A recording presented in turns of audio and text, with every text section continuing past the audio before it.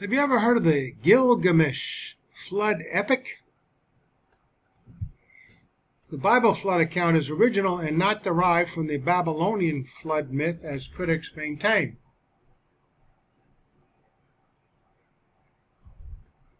Bible account and Babylonian myth, two different to prove derivation.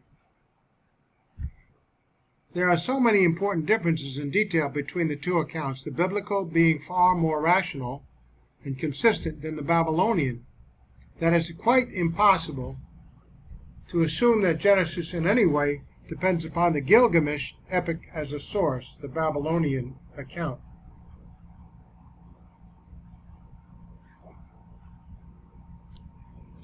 For example, the gods of the Babylonian flood are not the only one true God of the Bible. The Genesis account is the one and only true God who brings the flood because of the moral depravity of mankind. In the Babylonian Gilgamesh account, the flood is sent because of the rashness of the god Enlil and in opposition to the will of other gods. Does that sound like a derivation? Announcement of the Babylonian flood was kept secret. In Genesis, God himself warns Noah to build an ark and gives mankind 120 years to repent.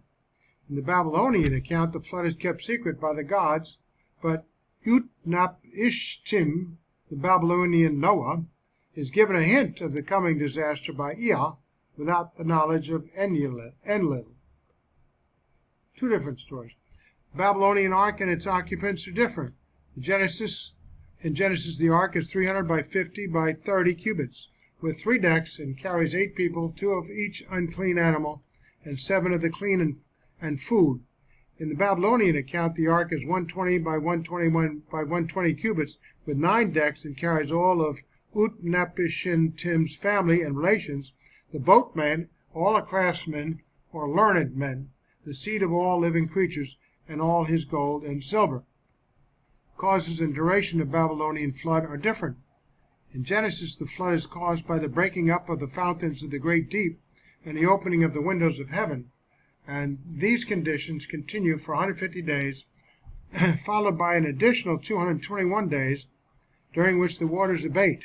In the Babylonian account, rain is the only cause mentioned, and it ceases only after 6 days. After an unspecified number of days, Utnapishtim and the others leave the ark. Bird scenes are different. Genesis, a raven is sent out first, and then a dove 3 times at intervals of 7 days. In the Babylonian account, a dove is sent out first, then a swallow, and finally a raven at unspecified intervals. The Babylonian account does not mention the olive leaf. The sacrifice and blessing are different too. In Genesis, the Lord graciously receives Noah's sacrifice, gives him and his family power to multiply and fill the earth, emphasizes the sanctity of human life, and promises not to destroy the earth again by a flood. In the Babylonian account, hungry gods gathered like flies over the sacrificer because they had been deprived of sacrifices for so long.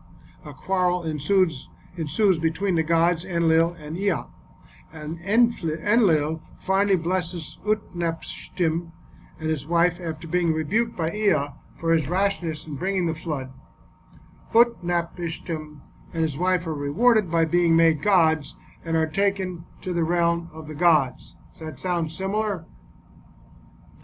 So we have the gross polytheism and confusion of details in the Babylonian account, which seem to indicate a long period of oral transmission.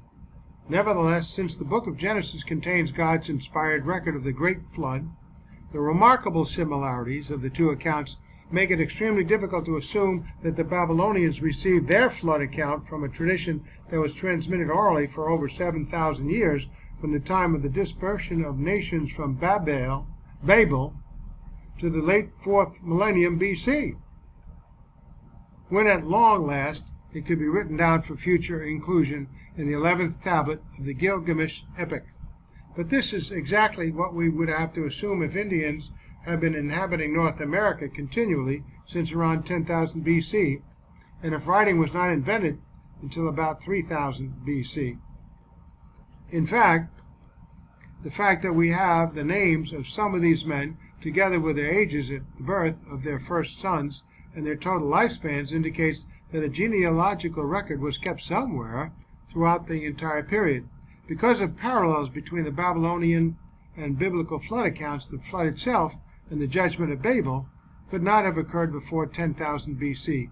We find this premise to be true, not only because of the problem of accounting for the remarkable Babylonian flood tradition as the end product of millenniums of purely oral transmission, but even more important, because of the impossibility of fitting the biblical picture of post-Diluvian civilization and the line of post-Babel patriarchs into such a chronological framework. Genesis 11 can hardly be stretched to cover a period of 8 to 10,000 years. Summary. The biblical account in Genesis is original. Marvin Lubau, in his book Bones of Contention. Ancient writing. One of the arguments used by critics of the past century in their attack on the historicity and integrity of Genesis was that the art of writing went back only to the time of David, about 1000 BC. Hence, no portion of Genesis could have been written in written form before that time. It is now known that they were not only wrong, but very wrong. By the 1930s, our museums were rich with cuneiform writing on clay tablets dating back to 3500 BC. Excavations of the royal archives at Ebla in northwest Syria, possibly dating as far back as 2700 BC, reveal that writing at that early date was commonplace. Whereas it was not necessary in that era for the average person to know how to read and write, writing was readily available to everyone through a class of professionals known as scribes. In fact, the ancient Sumerians, Babylonians, and Assyrians seemed unwilling to transact even the smallest items of business without recourse to a written account, written document.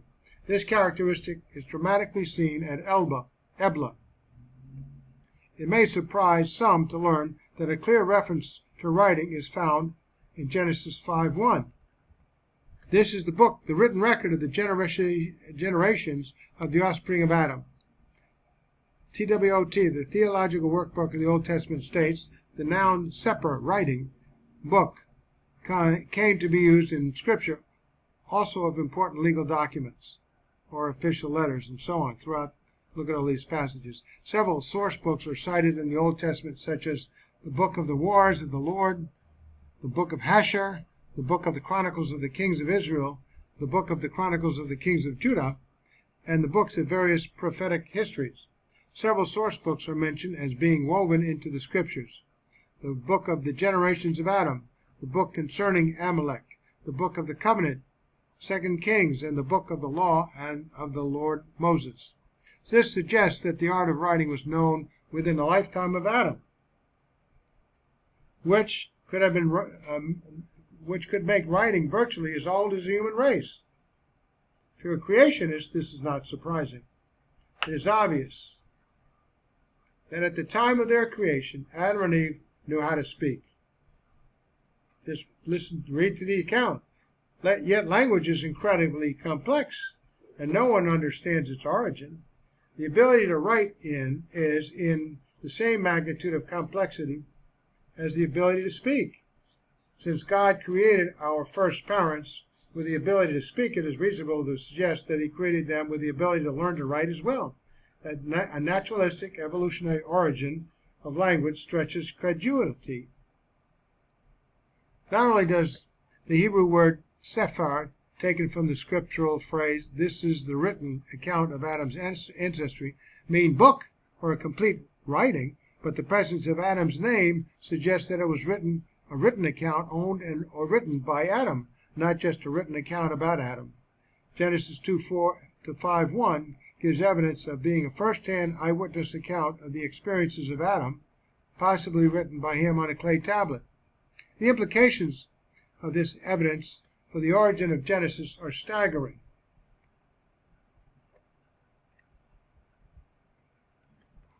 Rather than Genesis having a late date, as is universally taught in non-evangelical circles, it implies that Genesis 1 to 11 is a transcript of the oldest series of written records in human history. This is in keeping with the character of God and with the vital contents of these chapters in Genesis. It is reasonable to expect that the first humans created by God would have had a great deal of intelligence and language capabilities, and that God would fully inform them as to their origin.